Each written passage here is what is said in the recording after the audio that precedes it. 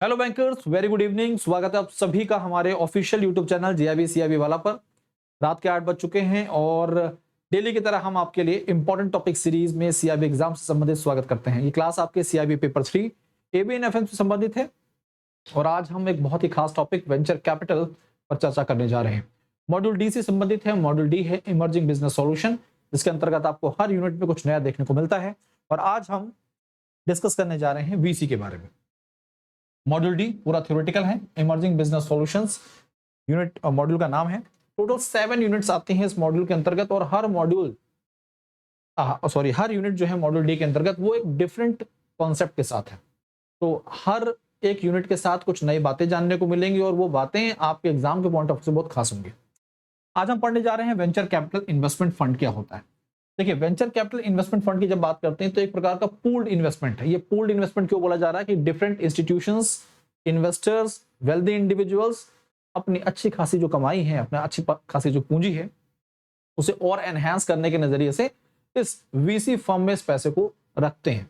इसको पूल किया जाता है, यानी कि इकट्ठा किया जाता है और फिर इन्हें स्टार्टअप्स में और अर्ली स्टेजेस में जो कंपनियां चल रही हैं उनमें इन्वेस्ट किया जाता है। इस रिटर्न पर इस पर चर्चा करेंगे आगे। तो VC investment fund is a pooled investment vehicle that primarily invest in startups। दिमाग में इस चीज को रखना है आपको कि VCs के द्वारा आमतौर पर अर्ली स्टेजेस में जो कंपनियां हैं, स्टार्टअप्स, उनमें इन्वेस्टमेंट किया जाता है, ठीक है, जिनमें हाई ग्रोथ पोटेंशियल देखने को मिल रहा है। आने वाले वर्षों में वो बहुत तेजी से ग्रो कर सकती हैं और बहुत अच्छा रिटर्न दे सकती हैं। These funds are managed by VC firms। इन्हें कौन मैनेज करता है? VC फर्म मैनेज करता है, ठीक है। अब ये VC फर्म जो है, इसके अंतर्गत दो प्रकार के पार्टनर्स देखे जाते हैं, एक जनरल पार्टनर और एक लिमिटेड पार्टनर्स। देखिए, LP और GP, जनरल पार्टनर और लिमिटेड पार्टनर। देखिए, GP जो जनरल पार्टनर्स होते हैं, इनकी लायबिलिटी, जो VC फर्म है एक तरह से, VC फर्म जो है, इस VC फर्म को ये जनरल पार्टनर्स ही मैनेज कर रहे हैं, यही मैनेज कर रहे हैं, मैनेज बाय जनरल पार्टनर्स। इन्हीं के द्वारा इस VC फर्म को तैयार किया गया है, पूरी आइडिया और रिसर्च इन्हीं के द्वारा की गई है। लायबिलिटी की बात जब की जाती है तो लायबिलिटी इन्हीं की रहती है मैक्सिमम।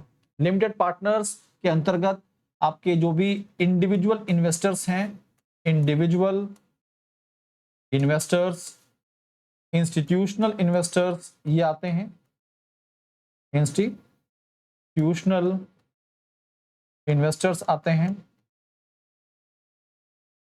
ठीक है।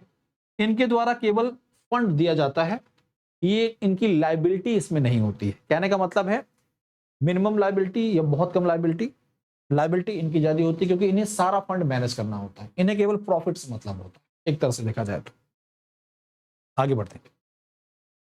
और venture capital which is a form of private equity, समझिएगा इस चीज को। Venture capital is a subset of private equity, आप ऐसे भी बोल सकते हैं। प्राइवेट इक्विटी का टाइप है venture capital, as well as type of finance.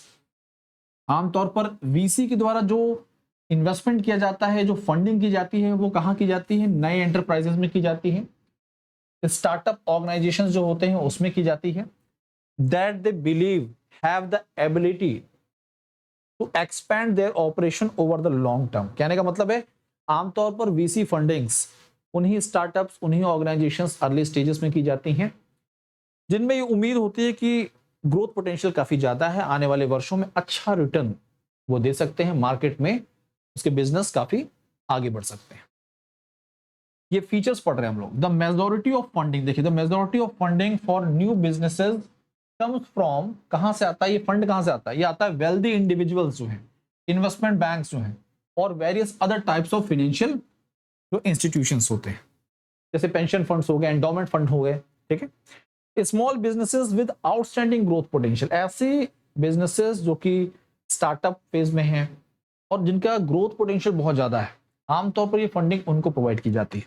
तो small businesses with outstanding growth potentials और businesses that have expanded rapidly in the recent past, पिछले कुछ वर्षों में बहुत तेजी से वो आगे बढ़े हैं, ठीक है, और आने वाले वर्षों में उनका बिजनेस एक्सपेंशन काफी अच्छा हो सकता है, अच्छा रिटर्न दे सकते हैं। आमतौर पर ये फंडिंग वेंचर कैपिटल इस टाइप की कंपनीज को टारगेट करते हैं।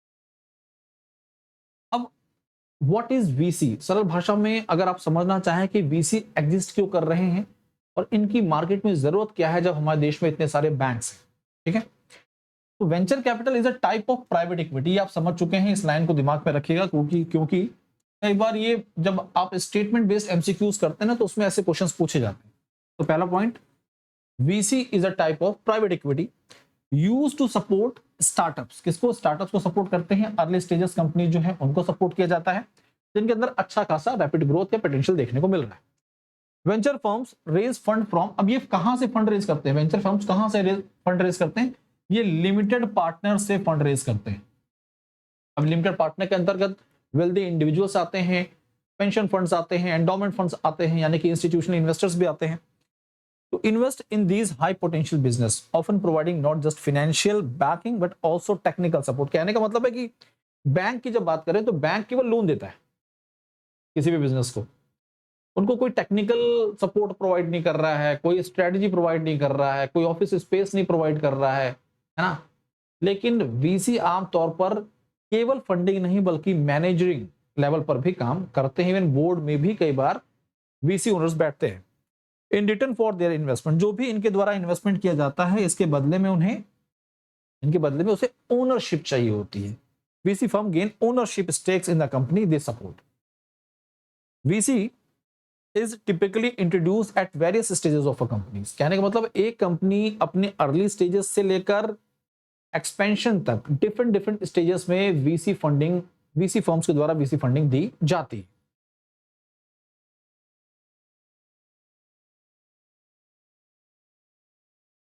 ठीक है दोस्तों। VC firm gains ownership stake in the companies, जिनको वो सपोर्ट कर रहे होते हैं उसमें ओनरशिप की डिमांड होती है उनकी, वो ओनरशिप चाहते हैं, स्टेक्स चाहते हैं, प्रॉफिट का हिस्सा चाहिए उनको। वीसी जो फंडिंग होती है वो किसी भी कंपनी के डिफरेंट स्टेजेस पर हो सकती है, इसके बारे में आपको जानकारी दे दी गई है। जैसे कि एग्जांपल के तौर पर सीड फंडिंग होती है, अर्ली फंडिंग राउंड्स जो होते हैं, and plays a critical role in driving innovation and expansion across industries. मतलब इन स्टार्टअप कंपनीज के प्रॉपर एक्सपेंशन और टेक्निकल डेवलपमेंट के थ्रू को भी सपोर्ट किया जाता है इन वीसी फंडिंग्स के द्वारा। Why startup need VC? आखिर इन स्टार्टअप कंपनीज को वीसी की क्यों रिक्वायरमेंट होती है? ये बैंक से लोन क्यों नहीं लेते? Early stages startup typically can not assess loan और कैपिटल मार्केट डायरेक्टली। भाई पहली चीज तो भाई नई कंपनी है तो कैपिटल मार्केट में उनको एक्सेस मिल ही नहीं सकता। दूसरी चीज, लोन में उनको जितने की रिक्वायरमेंट है, जो उनके आइडियाज हैं उन आइडिया के हिसाब से जो उन्हें फंड की रिक्वायरमेंट है उतना लोन उन्हें नहीं मिलता कई बार, और लोन पर एक लायबिलिटी होती है, इंटरेस्ट रीपेमेंट होता है। अगर स्टार्टअप नहीं रीपे कर पा रहा है तो नुकसान में जाएगा और उसकी मार्केट वैल्यू भी खराब होगी। ठीक है, तो ये दिक्कतें होती हैं। इन सब कारणों से आमतौर पर जो अर्ली स्टेजेस में कंपनियां हैं या जो स्टार्टअप्स होते हैं वो वीसी फंडिंग पर रिलाई करते हैं। In exchange for VC funding जो फाउंडर्स होते हैं वो क्या ऑफर करते हैं? They offers investors a percentage of ownership and perhaps a board seat. Board of members में उन्हें जगह भी दी जाती है। VCs can be a critical source of funding, but there are other paths you can use to achieve success। ये तो general बातें हैं। आगे हमारे देश में वीसी फंडिंग से संबंधित जो वेल नोन वीसीज हैं उनके नाम आपको जानने से जरूरी है, और साथ साथ में वो कौन से स्टार्टअप्स हैं जिनमें वीसी फंडिंग्स दी गई और वो आज वेल नोन स्टार्टअप्स के तौर पर जाने जाते हैं। अगर हम बात करें ओला, कोई ऐसा नहीं कि आप नाम नहीं जानते होंगे, वेल नोन है। मिंत्रा के बारे में आप सभी सुन चुके हैं, क्योरफिट के बारे में आपने सुना हुआ, ड्रीम 11, वो बात अलग है कि हमारे देश में बैटिंग और इस प्रकार के गेम्स पर बैन लग गया है, लेकिन ये सब कंपनी आपने सुनी होंगी। ऐसे ही अब बात करें हमारे देश में वेल नोन वीसी फर्म्स जो हैं उनके बारे में समझते हैं। हमारे देश में साथ साथ में अंतरराष्ट्रीय स्तर पर कलारी कैपिटल बहुत ही जाना माना है, सिकोया कैपिटल, स्टेलर्स वेंचर पार्टनर्स, ये इंटरनेशनल लेवल पर काम कर रहे हैं। Soft bank vision fund, tiger global management, हमारे देश में बहुत सारी ऐसी कंपनियां जिसमें टाइगर ग्लोबल ने फंडिंग दी। एडटेक की बात कर रहा हूं, एजुकेशन टेक्नोलॉजी सेक्टर में भी इसके द्वारा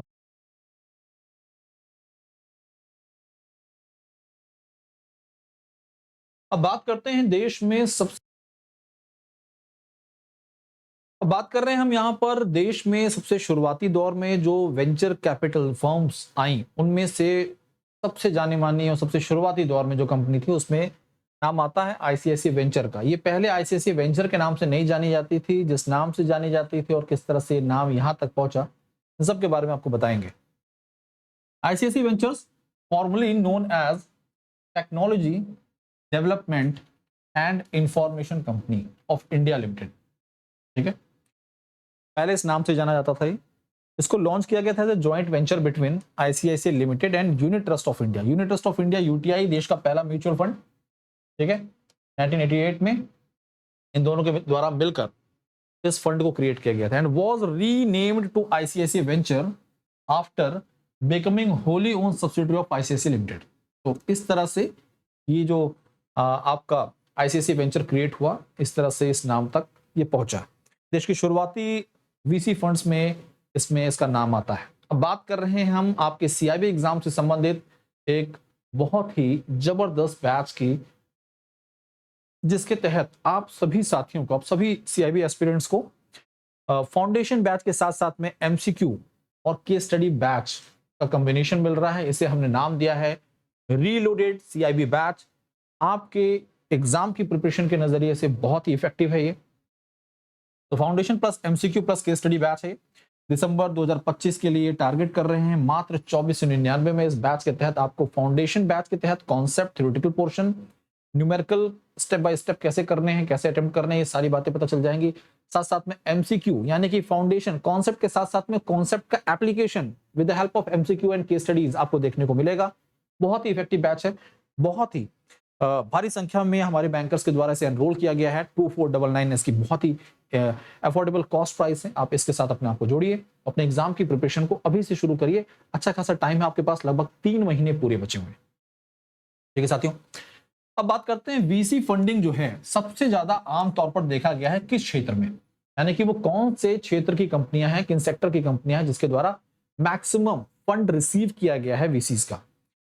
तो जब हम बात करते हैं कंज्यूमर सर्विसेज की, कंज्यूमर सर्विसेज की बात करते हैं, कंज्यूमर रिटेल स्पेस की बात करते हैं, ये लीडिंग कंपटीटर के तौर पर उभरी हैं वेंचर कैपिटल फर्म से फंड रिसीव करने के मामले में। हाफ ऑफ द फंड जो कि वीसी फंडिंग के द्वारा दिया गया है वो इसी प्रकार की कंपनीज को दिया गया है। This is due to the shifting pattern and growing liberalization. ठीक है, आगे आखिर वीसी का एग्जिस्टेंस क्यों है मार्केट में? सबसे बड़ा सवाल यह है कि वीसी कैसे एग्जिस्ट कर रहे हैं। हमारे देश में बैंकिंग सिस्टम इतना बड़ा है, private banks, foreign banks, small payment bank सब हैं, उसके बावजूद वीसी कैसे एग्जिस्ट कर रहे हैं मार्केट में? It is a result of the existing deficiencies in banking lending. तो बैंकों के द्वारा जो लैंडिंग ऑपरेशन किए जाते हैं उसमें जो कमियां हैं, अब उन्हें आप कमियां भी नहीं बोलेंगे, बैंकों की मजबूरी बोलेंगे कि बैंक अगर इस प्रकार की कंपनीज को भारी संख्या में लैंडिंग करेंगे तो एनपीए के चांसेस भी बढ़ जाते हैं। क्योंकि आपने ये सुना होगा कि जो अर्ली स्टेजेस में कंपनियां हैं, स्टार्टअप जो हैं, 90% कंपनियां ऐसी फ्लॉप होती हैं, यानी कि उनका बोरिया बिस्तर बंद हो जाता है 3-4 साल के भीतर, शुरुआती वर्षों में ही खत्म हो जाती हैं। आप नाम उन्हीं की सुन रहे हैं जो रहे काम कर रहे हैं। It is a result of the existing deficiencies in bank lending. Visiting a bank is the typical first step of someone. भाई मुझे किसी भी सेवा को लेने के लिए बैंक में विजिट करना पड़े तो थोड़ी दिक्कत यही होती है। शहरों की बात करें, अर्बन एरियाज की बात करें, यंग यूथ की बात करें, हम तो बैंक विजिट करना लोग पसंद नहीं करते। ठीक है, सारी सेवाएं आपको डिजिटल बैंकिंग के माध्यम से ही मिल जा रही हैं। ठीक है, अब अगर हम बात करें कि भाई कोई कंपनी जो कि नए बिजनेस को शुरू करना जा रही है, कोई नई एंटरप्राइज है, उसे फंडिंग की रिक्वायरमेंट है, तो बैंक के माध्यम से अगर वो फंड के लिए एक्सेस करती है, प्रोसेस करती है, तो सबसे बड़ी दिक्कत ये होती है कि बैंक आमतौर पर जो भी फंडिंग करेंगे वो उन्हीं संस्थाओं को करेंगे जिनके पास टेंजिबल एसेट्स हैं। ठीक है, लेकिन जब हम स्टार्टअप्स की बात करते हैं तो स्टार्टअप्स अर्ली स्टेजेस में उनके पास ना फंड होता है ना एसेट्स होते हैं। तो सबसे बड़ी दिक्कत यहां पर आ जाती है कि उनके पास कोई बैकअप के लिए कोई सिक्योर्ड एसेट नहीं है। ठीक है, जैसे कि अगर कोई फैक्ट्री है तो उसके पास अपने एसेट्स होंगे, तो उसके आधार पर यहाँ पे लोन दिया जा सकता है बैंकों के द्वारा। बट किसी स्टार्टअप जिसके पास ना अपनी स्पेस है, ना असेट है, ना उसके पास कैपिटल है, उनको लोन देना थोड़ा सा रिस्की होता है। ये सबसे बड़ी दिक्कत मानी जाती है बैंकों के द्वारा जो लैंडिंग ऑपरेशन उसमें। दूसरा है risk involve in starting new business is rather significant. Obvious सी बात है भाई, जब आप कोई नया बिजनेस शुरू करने जा रहे हैं तो उसमें रिस्क ज्यादा होता है। किसी बिजनेस के द्वारा बैंक से लोन लिया गया है तो वहां पर उसे इंटरेस्ट पर रीपेमेंट करना पड़ेगा, इंटरेस्ट को वापस करना पड़ेगा, इंटरेस्ट देना पड़ेगा, साथ साथ में प्रिंसिपल देना पड़ेगा। लेकिन ये जो रीपेमेंट का प्रोसेस होता है, अगर यहां पर रीपेमेंट डिसकंटिन्यू हो जाती है या फिर ओवरड्यू हो जाती है तो यहां पर कंपनी की जो मार्केट वैल्यू है उस पर भी इंपैक्ट पड़ता है। ठीक है, बैंकों का एनपी भी बढ़ेगा। The risk level is so high that even if financial institutions were willing to lend they would have to apply interest rates that were so prohibitively expensive that no one would take out the loan. ये सब वो बड़े कारण हैं जिस कारण से आमतौर पर स्टार्टअप्स के द्वारा बैंक पर रिलाय नहीं किया जाता, वीसी फंडिंग पर ज्यादा रिलाय किया जाता है। वेंचर कैपिटलिस्ट जो होते हैं भाई, उन्हें पता है कि वो जिस क्षेत्र में फंडिंग करने जा रहे हैं वो हाई रिस्क एनवायरनमेंट है, लेकिन वहां से प्रॉफिट भी अच्छा निकलता है। The traditional financial institution avoid, they are willing to provide financial backing to very new businesses that have no assets, उनके पास कोई भी असेट्स नहीं है, और दैट हैव इवन, कई बार ऐसा होता है कि उनके पास आइडियाज अच्छे हैं बट उसको कैसे रन करना है उसकी नॉलेज भी नहीं होती। तो ये वीसी फंडिंग या वीसी फर्म्स जो होते हैं उन्हें फंडिंग के साथ साथ में नॉलेज भी प्रोवाइड करते हैं। Instead of providing financial assistance in the form of loan, the investors demands a share. उनको रीपेमेंट इंटरेस्ट के तौर पर नहीं चाहिए, वो चाहते हैं ownership stakes in the company. ठीक है, जो वीसी फंडिंग होती है, क्योंकि जिस रिस्क को वो लेने जा रहे हैं उसके बिहाफ पर वो इस प्रकार की हिस्सेदारी चाहते हैं कंपनी में, so that they can take greater percentage of the upside, which means they can get a portion of the profits that will okay. अब some distinction that can be made between private equity and venture capital समझना होगा कि भाई हमने आपको शुरुआत में बताया कि VC is a type of private equity और VC आमतौर पर अर्ली स्टेजेस कंपनीज और स्टार्टअप्स में फंडिंग करते हैं। तो फिर प्राइवेट इक्विटी और VC के बीच में डिफरेंसेस क्या है, इसको समझना और जानना बहुत जरूरी, क्योंकि इसके आधार पर आपके एग्जाम में क्वेश्चंस बनते हैं स्टेटमेंट बेस्ड, और ये आपको पता होना भी जरूरी है। अब private equity investment, private equity जो होती है, इन्वेस्टमेंट जो होता है, ये आमतौर पर ऐसी कंपनीज में इन्वेस्टमेंट करते हैं जो पहले से ही वेल एस्टैब्लिश है। तो ऐसी कंपनीज को रीस्ट्रक्चर करने में, ठीक है, उनके फिनेंसेस जो हैं और उनके ऑपरेशंस को और बेहतर बनाने में प्राइवेट इक्विटी फर्म्स इन्वेस्ट करती हैं। In contrast to VC, private equity investors typically put their money into established businesses in their later stages of development that have proven track record। किसी कंपनी, वेल एस्टैब्लिश्ड कंपनी की उसकी जो financial health है उसको सुधारने के लिए उसके रीस्ट्रक्चरिंग प्रोसेस में, उसके मर्जर एंड एक्विजिशन में, उसके रिकंस्ट्रक्शन प्रोसेस में प्राइवेट इक्विटी फर्म्स मदद करती हैं। Private equity investors place a greater premium on good corporate governance. Private equity का फोकस किस पर है? कॉर्पोरेट गवर्नेंस पर। वेयर एज वेरियस वीसी जो हैं, investors devote more their attention on management capabilities, इनका फोकस मैनेजमेंट कैपेबिलिटीज पर होता है। अब प्राइवेट इक्विटी इन्वेस्टमेंट डील्स में incorporate debt which is unusual for a venture capital investment deal। ठीक है, तो these are the very important differences between VC and private equity। तो इस तरह से साथियों आज के इस पर्टिकुलर सेशन को यहां पर एंड करने का समय आ चुका है, लेकिन जाने से पहले ध्यान देना जरूरी है। सीआईबी एग्जाम की बात करते हैं, जब सीआईबी एग्जाम टफ माने जाते हैं क्योंकि पेपर जो हैं उनकी संख्या भी ज्यादा है और लेवल भी हाई है, और एक तरह से देखा जाए आप 5 पेपर्स देने होते हैं, 4 मेन पेपर होते हैं और एक इलेक्टिव। आमतौर पर एक बैंकर का ये सोचना होता है कि मैं इन पेपर्स को एक बार में क्लियर नहीं कर पाऊंगा, लेकिन मैं आपको ये बताता हूं कि हमारे साथ हमारे प्लेटफॉर्म से जुड़कर नंबर ऑफ बैंकर्स हैं जिनकी संख्या एग्जैक्ट नहीं बता सकते, लेकिन मैं बता रहा हूं कि पिछले जो आपके जून मंथ में पेपर हुए थे उसमें मोर देन 30 बैंकर्स जिन्होंने एक बार में अपने सीआईबी एग्जाम क्लियर किए हैं। इसका मतलब ये पॉसिबल है, ये पॉसिबल है, आप ऐसा कर सकते हैं। ठीक है, 4 मेन पेपर, इलेक्टिव पेपर, ये सब, इन सभी का एक्सेस मिलता है आपको सीआईबी महापैक के तहत। इसके अलावा आपको 15 प्लस बैचेस का एक्सेस मिलता है। 15 प्लस बैचेस की बात करें जिसमें foundation batch, foundation plus MCQ, MCQ plus case study, crash course जैसे सभी बैचेस का एक्सेस आपको मिल जाता है। साथ ही साथ में मॉड्यूल वाइज डीपीपीज, क्विजेस, आपको mock test, doubt solving sessions, ये सब मिलते हैं। 3 वैलिडिटीज में सुविधा उपलब्ध है। 3499 6 मंथ का सब्सक्रिप्शन है, 1 ईयर का सब्सक्रिप्शन 4999 एंड 2 ईयर 6999 में उपलब्ध है। अब बात करते हैं रीलोडेड सीआईबी बैच की। Reloaded CIB batch foundation plus MCQ plus case study batch है। इसके अंतर्गत आपको कॉन्सेप्ट, थ्योरेटिकल पोर्शन, एमसीक्यू और केस स्टडी सब मिलेंगे।